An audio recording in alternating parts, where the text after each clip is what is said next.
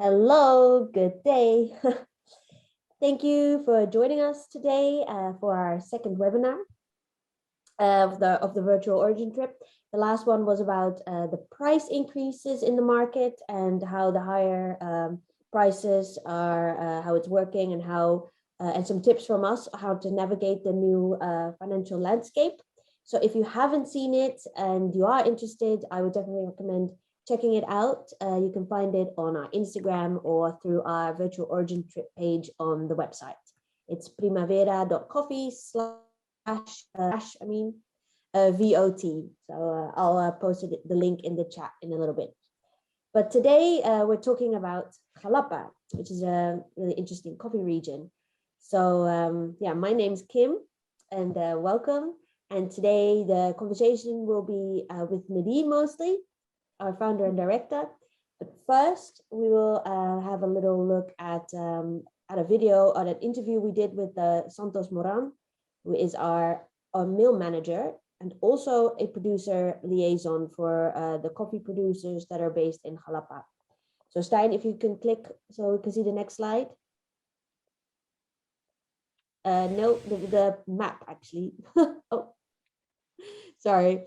So as you can see, this is the map of all the coffee regions in Guatemala. And before we listen to Santos, who will explain a little bit more about the whole the developments that we've made in Jalapa and us working together with the producers there, you can see on the right Nuevo Oriente, and that's where Jalapa is based. So yeah, we will watch the interview with Santos now.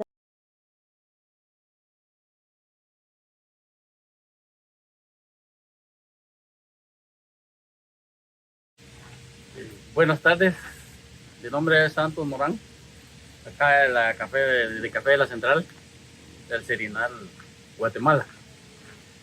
Y yo soy el encargado acá pues del beneficio de la zona donde está el beneficio, donde procesamos el café, las diferentes variedades de café que procesamos para la exportación acá. Perfecto. Entonces, en este webinar vamos a compartir un poco sobre la región de Jalapa. Entonces, entiendo que Jalapa es parte de Nuevo Oriente y queremos entender un poco más sobre el clima, la lluvia, las estaciones de Jalapa y cómo afectan el café. Sí, últimamente pues ha estado cambiando demasiado. Ha sido bastante frío, pero ya hace unos 2-3 años atrás se ha subido un poquito más la temperatura en lo que es la altura.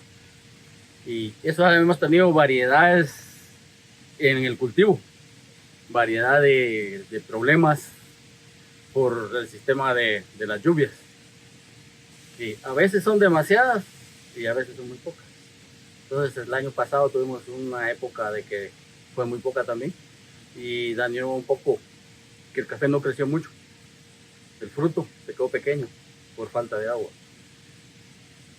Y eso estamos en una altura de 1800 metros a 1900 metros sobre el nivel del mar. No como estamos acá, que estamos a 1100, entonces allá arriba estamos a 1800. Ajá. Entonces es una región con muchas montañas. Mucha montaña. Pero no hay volcanes. Y volcanes no solo Humay, pero no es muy grande. Pero montañas sí. Montañas. Altitudes muy altas. Altitudes son altas, 2000, 2200 metros sobre el nivel del mar. Cultivos de hortaliza ahí arriba, donde no se cultiva el café por lo muy frío. Se cultiva la alberja y repollo, papa. Ahí arriba. Sí, la siguiente pregunta es que no sé si la región produce otros productos como frutas, verduras o otras actividades. Verdura, como la alberja china, el tomate, chile y todo lo que es repollo, papa, brócoli, todo eso se produce ya en la parte más alta. Excelente. Entonces, entiendo que usted, parte de su trabajo es visitar a los productores en Jalapa. Quiero saber, ¿en cuál año empezó usted su trabajo con los productores de Jalapa? Ya empezamos hace, vamos a ver, ya más o menos 8 años. 8 años. 8 años ya. Ajá, De estarlos visitando a ellos allá en sus regiones, en sus plantaciones y todo. ajá. Ajá. ¿Y cómo empezó? ¿Con una visita o con un programa de capacitaciones o con qué? Y con las dos cosas, Ajá. con la intención de capacitarlos y hacerles ver cómo nosotros procesábamos el café para hacerlos llegar a ellos a un acuerdo de cómo cortarlo, de la planta, porque hay una, ¿cómo le queda? Una costumbre allá de cortarlo muy, muy camagua, entonces nosotros fuimos ya año con año exigiéndoles, pidiéndoles que por favor solo el maduro, para bien de ellos, para bien del producto del café, ¿va? De la planta y del... Entonces están mejorando poco a Ha poco. mejorado Ajá. bastante, ha mejorado ya en la forma del proceso, del corte del producto. Perfecto. Entonces, ¿qué hace usted este año con ellos? Por ejemplo, no sé si usted ha tenido varias capacitaciones o reuniones con ellos Sí, este año. sí, ya los hemos estado visitando para ponerlos de acuerdo con ellos y la intención de comprarles su café, ¿va? Y darles un mejor precio, que lo corten mejor y darles un mejor precio. Ajá. Perfecto. Entonces, si puede explicar un poco sobre la cadena de suministro. Por ejemplo, entiendo que compramos cereza, ¿verdad? De ellos. Entonces, quiero entender dónde compramos la cereza, dónde está el beneficio y cuáles son los procesos después. Sí, con lo que es la cereza o uva o maduro, como le decimos, ¿verdad? Que a veces decimos de diferentes formas, ¿verdad? Este viene ya del proveedor, viene un comprador allá que lo compra, que nos lo vende a nosotros. Nosotros lo trasladamos a un beneficio húmedo, donde lo vamos a despulpar, lo vamos a secar, para ya llegarle a su punto de secamiento de 5 o 11 grados de humedad, para traerlo acá a la bodega, para procesarlo ya el pergamino. ¿Está lejos el beneficio o está cerca? Está el que visitaron ayer allá en Mataquescuintla y está el otro que está aquí en el Zapote a unos 8 o 10 kilómetros. Entonces muy cerca. Ajá, está cerca. Perfecto. Y aquí tenemos el beneficio seco. Aquí está el beneficio de trilla, de todo lo que es pergamino. Ahora el de cereza están allá, los que dijimos allá. Zapote y la Concepción allá en Mataquescuintla. Y de aquí se va al puerto. Aquí lo procesamos, lo empacamos con todo su empaque, su bolsa Grainport y su saco, lo etiquetado. Cargamos el contenedor, lo sellamos, lo enmarchamamos y lo mandamos al puerto. Ahí termina nuestro trabajo. Y está subiendo poco a poco cada año, Sí. la cantidad de cafés de Jalapa. Gracias a Dios está subiendo. ¿Cuánto vamos a comprar este año? Yo creo que vamos a comprar a subir un 3% más. ¿No? Un 4%. Y para usted, ¿cuáles son las metas de su trabajo en Jalapa? Por ejemplo, mejorar la calidad, mejorar la corte, por ejemplo, o no sé cuáles son. Sí, la primera meta sí sería mejorar el corte. Ajá. Porque es donde está el problema de la calidad del café. Porque si ya lo mezclamos con camagua, con verdes, aunque sea una buena calidad, ahí la fregamos, como se friega todo. Ajá. Ajá. Entonces eso vamos educando a la gente, que ya muchos ya están en el rollo, ya comprendieron de que es bueno para la calidad, es bueno para la planta cortarlo así, y es bueno para el productor. Claro. Y finalmente, si usted puede compartir un poco sobre la cosecha 2022 en Jalapa, ¿qué esperamos este año para calidad y también para rendimiento? El rendimiento está muy bien, no está muy bajo ni está muy alto. Calidad está bien también, poca sí va a haber, muy poca agua hubo para la cosecha del invierno, entonces sí va a bajar un poco la cosecha, la cantidad que produce la manzana de plantación. Excelente. Pues muchísimas gracias por compartir todo con nosotros. Entonces, vamos a probar cafés de Jalapa y decir gracias a usted por toda la información. Siempre ahí estamos. Gracias. Listo. Well, thank you, Santos, for giving us those interesting insights. All right, now we're going to go move on to Nadine Rash, our founder and director of the company. So Primavera has been around for 10 years already. I can't believe it. And throughout those 10 years, Nadine, of course, learned a lot about all of the different regions that grow coffee in Guatemala. And yeah, we're going to just ask her some questions about it. So Nadine, when you started the company 10 years ago, were you already buying Jalapa or did you start later? No, when we first started the company, we were buying coffee from our farm as well as the next door neighbors and anyone that kind of knew us and knew what we were doing. It does take a lot of time and trust building with small producers in order for them to sell you coffee, because there is a time lapse between when they deliver the coffee and when you pay for it. So it takes time to create a relationship in order to, you know, a personal relationship that becomes then a commercial relationship. So we, as Santos has mentioned, this is our 8th year working in Jalapa, which has certainly been a learning experience for us as well as for them. We have, you know, started with very, very few lots, a little bit of coffee. As Santos mentioned, their culture is very different. It's a region that produces a lot of coffee, but not a lot of it has been focused on quality. So our very first step was to realize that we needed like picking lessons and just really explaining that we needed to only pick ripe cherries, not only for the quality of the coffee, as Santos mentioned, but also for the good of the tree. Because if you as you guys were here last weekend in Huehuetenango and you were picking coffee, and as you can tell, when you pick an unripe cherry, you sometimes damage the tree.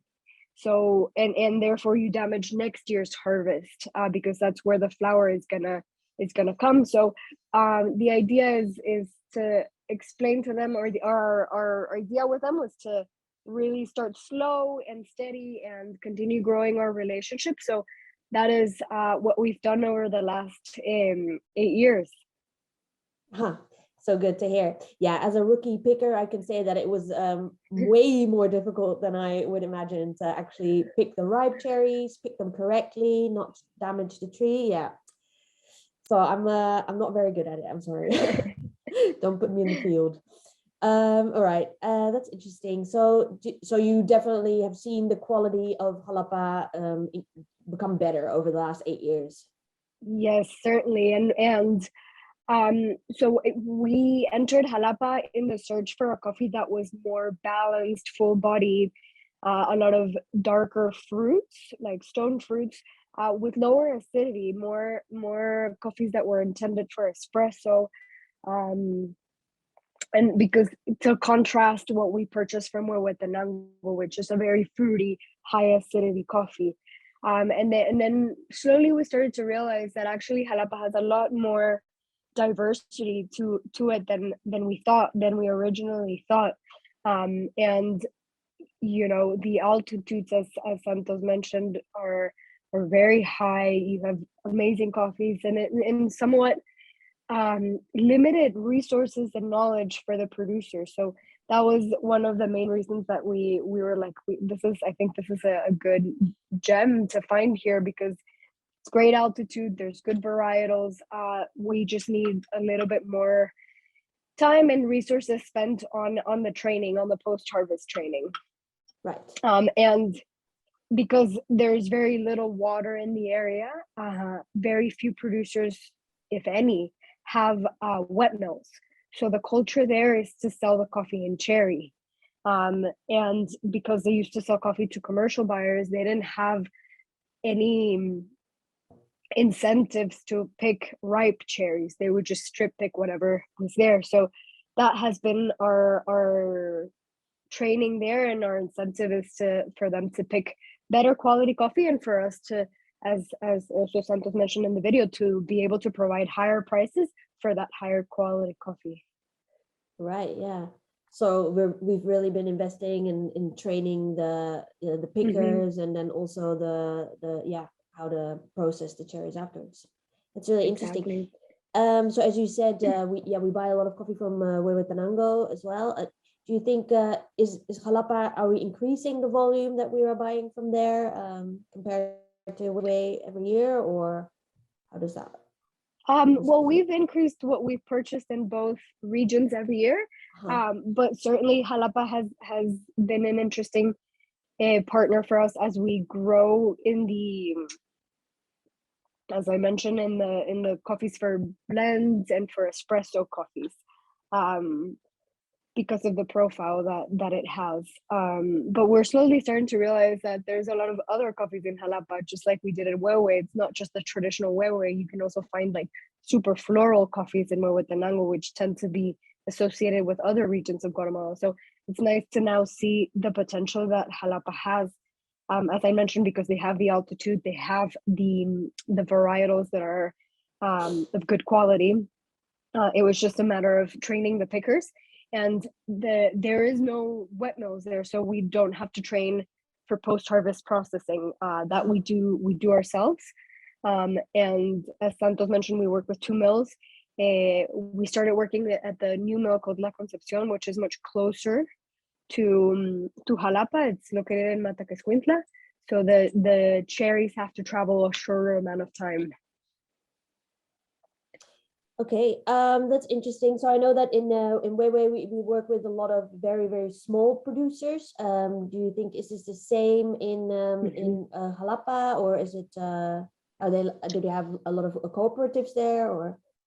Yeah, so that's the other thing that we've been focusing on. First is the training for harvesting, but also the training on how to organize themselves as groups, as collectives. So we currently work with 3 different collectives.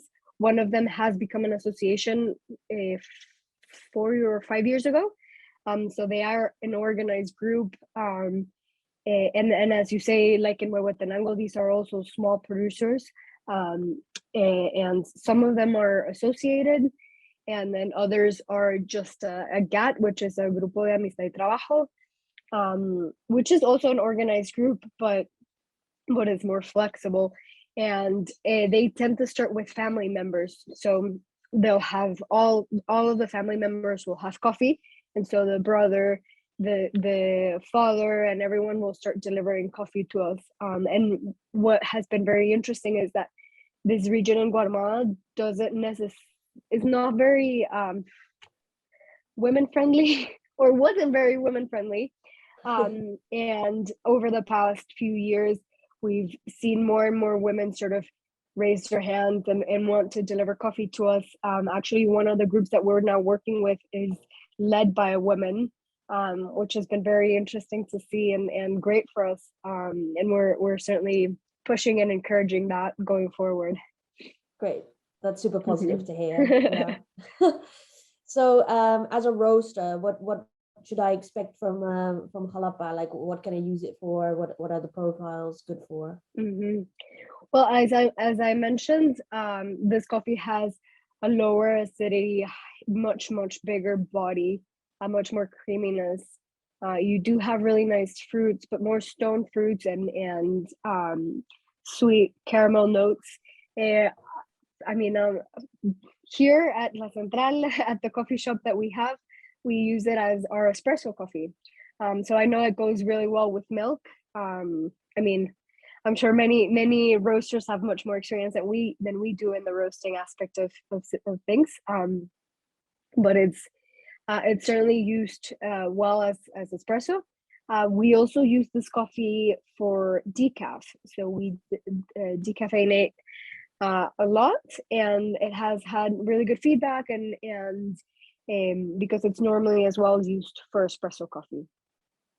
And I just want to point out the picture that is currently on the slide. This is potato.